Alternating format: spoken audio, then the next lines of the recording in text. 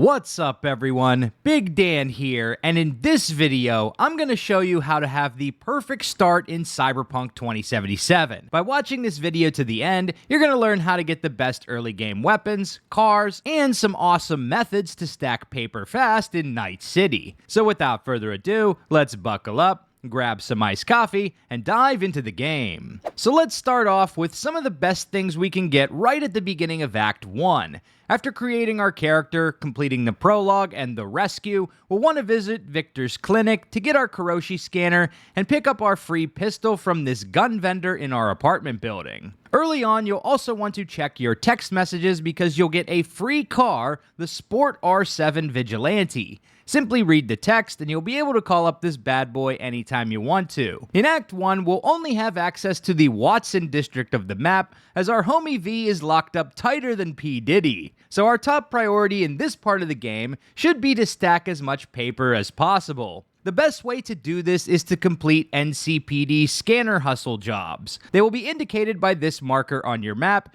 and as you can see, there are a shitload of these activities in Watson. Usually this just involves murking a handful of hostile NPCs and looting some evidence, but you can rake in thousands of eddies per job, and they are super fast to complete. In around 20 minutes of exploration, I was able to get over 30,000 eddies. Also, be sure to sell any looted guns you don't want to keep at these vendor terminals, as you can make fast money doing that as well. This method doesn't work quite as well as it used to, as a lot of enemy guns will be broken when you find them, and these are just automatically converted to crafting components when you loot them. If you want to, you can easily pay back your debt to Victor, thus gaining access to his Ripperdoc services, or you can just flip him the bird and use other Ripperdocs instead, pocketing all your ill-gotten gains for yourself. One of your priorities that you should keep in the back of your mind is saving up for the reinforced Tendons leg cyberware. These bad boys give you the ability to double jump, which is amazingly useful, but unfortunately you can't get them until your character is level 10. It is possible to reach level 10 in Act 1 with a bit of grinding,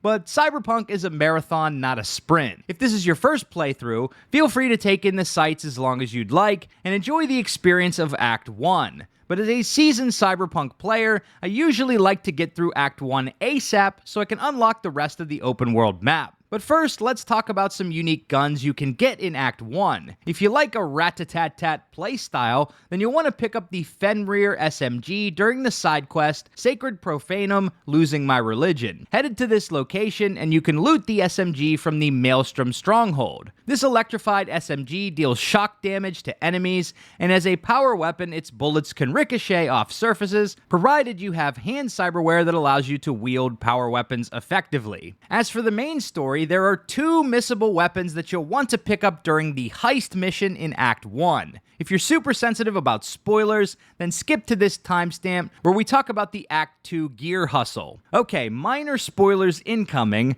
When you enter Yorinobu's suite, be sure to pick up the handgun on his dresser. Looks like Yorinobu left us a parting gift. Ain't much, but it'll have to do.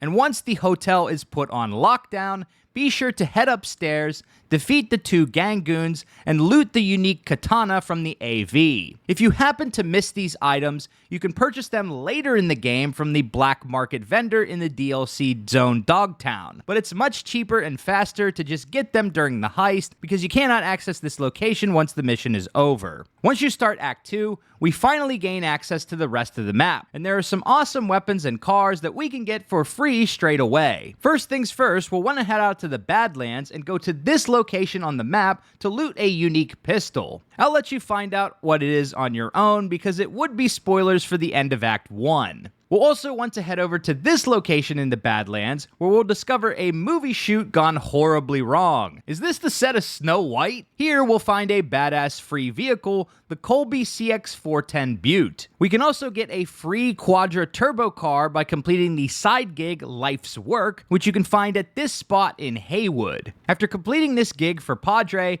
you'll unlock a new quest, which will give you the coordinates of the car, aka one of my favorite cars in the game. I should also mention the Rayfield Caliber Mercmobile, which unfortunately is now locked behind a 40 street cred requirement. But after you complete the main quest Ghost Town and have enough street cred, you'll be able to unlock one of the fastest vehicles in the game in a shipping container at this location in Rocky Ridge. If I recall correctly, you used to be able to get this right at the beginning of Act 2, but now you have to wait a little bit longer. So let's focus on some early Act 2 guns we can still pick up for free, unless CDPR sneaks in some other patches to nerf this. One excellent handgun you can pick up right at the beginning of Act 2 is Skippy, the yapping pistol with auto-targeting capabilities. Head over to this quest marker in Haywood, loot the gun from the alley, and choose whether you want lethal or non-lethal capabilities. If tech pistols are more your thing, you can pick up Lizzie next to Judy's room in the basement of Lizzie's bar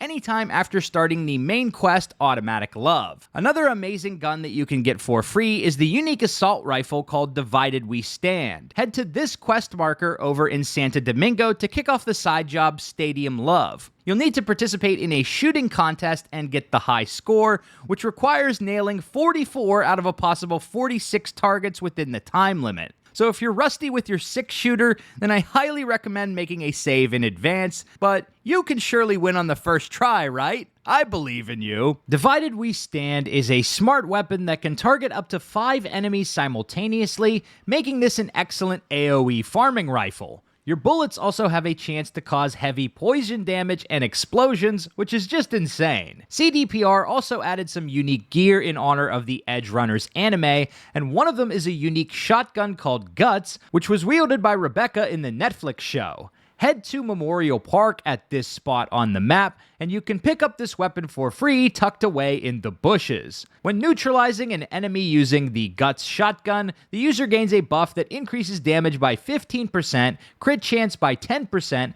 reload time and attack speed by 6.6%, but also increases weapon spread by 18%. This buff lasts for 15 seconds and can stack up to 5 times, for a total of 75% increased damage, 50% crit chance, 33% attack speed increase and reload time reduction, and a 90% increased spread. And the fact that you can just pick up this weapon for free right at the beginning of Act 2 is a huge bonus. So there you have it. We've explored the best gear, cars, cyberware, and money-making methods to have the perfect start in Cyberpunk 2077. If you like this video, be sure to subscribe to Big Dan Gaming for more Cyberpunk and RPG videos. Big shout out to all the channel members for supporting my content. Until next time, this has been Big Dan. I should go. Will you provide a humble donation so that I may continue my mission? Humble. Sounds affordable. Just don't spend it on stupid shit. Thank you. This has bought me a day or two.